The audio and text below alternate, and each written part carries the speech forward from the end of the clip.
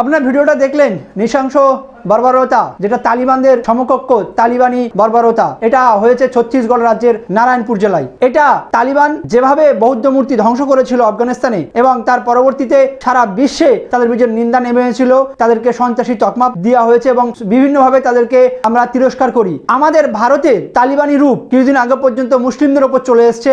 মসজিদে হামলা, মুসলিম শিক্ষা প্রতিষ্ঠানে হামলা, মুসলিমদের উপর হামলা, দাড়ি টুপি মাথায় দিয়ে তাদের উপর টেনে হামলা, বোরখা পরিহিত মেয়েদের উপর হামলা আমরা দেখেছি। সেটা আস্তে আস্তে সেই রূপ এবারে খ্রিস্টান ধর্মের প্রতি হামলা চলছে এবং তীব্রতর হচ্ছে। 2022-এর ডিসেম্বরের বড়দিনে এই হামলা হয়েছে। এটা উত্তরপ্রদেশে হয়েছে, মধ্যপ্রদেশে হয়েছে, ছত্তিশগড়ে হয়েছে, উড়িষ্যায় হয়েছে এবং ছত্তিশগড়ে নৃশংস হামলা গির্জাতে এবং আরো কয়েকটি গির্জায় হামলা হয়েছে। এবং এই যে বর্বরতার চিত্রটা আপনারা দেখলেন, মূর্তি ভাঙা হচ্ছে, এটা নারায়ণপুর জেলায় হয়েছে। এবং ভিডিওটা ভাইরাল হওয়ার পর যে ছাড়া পড়েছে তাতে দেখা গেছে 11 জন বিজেপি লিডার ধরা পড়েছে এবং তাদের ভিতরে যে নামগুলো উঠে এসেছে তাতে কিশোর বয়স 22-24 বছরের গুলো রয়েছে। আপনারা সেই নামগুলো দেখুন।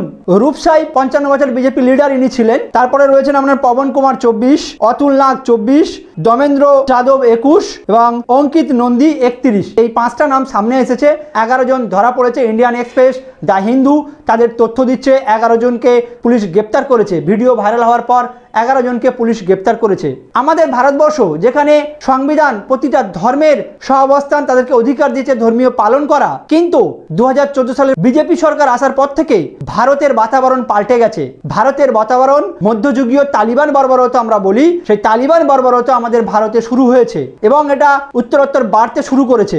দ্বিতীয়বারে মোদী সরকার আসার পর থেকে আদিবাসীদের ওপর হামলা, মুসলিমদের ওপর হামলা, দলিতের ওপর হামলা এবং খ্রিস্টান ধর্মের ওপর হামলা তীব্রতর হয়েছে। এর শেষ কোথায় আমরা জানি না। শেষ পর্যন্ত ভারতের গণতন্ত্র টিকে থাকবে কি, ভারতের সব ধর্মের সহাবস্থান এবং সংবিধান প্রদত্ত ক্ষমতা থাকবে কিনা সেটাই দেখার। কেন হিন্দু রাষ্ট্র, হিন্দু, হিন্দি, হিন্দুস্তান, বিজেপির এই প্রচার তকমা আস্তে আস্তে ব্যাপ্তি ঘটছে এবং বিজেপির কয়েকটা লিডার এবং ধর্মীয় প্রচারকরা হিন্দুত্বের তারা ঘোষণাই করেছে ভারত হিন্দু রাষ্ট্র হবে। কিন্তু ভারতের সব ধর্মের সহাবস্থান থাকবে কিনা এটাই বড় কথায় দাঁড়িয়ে আছে। যে বর্বরতা তালিবানদের দেখেছেন, যেভাবে মূর্তি ভাঙা হয়েছে, এটা ভারতের লজ্জা।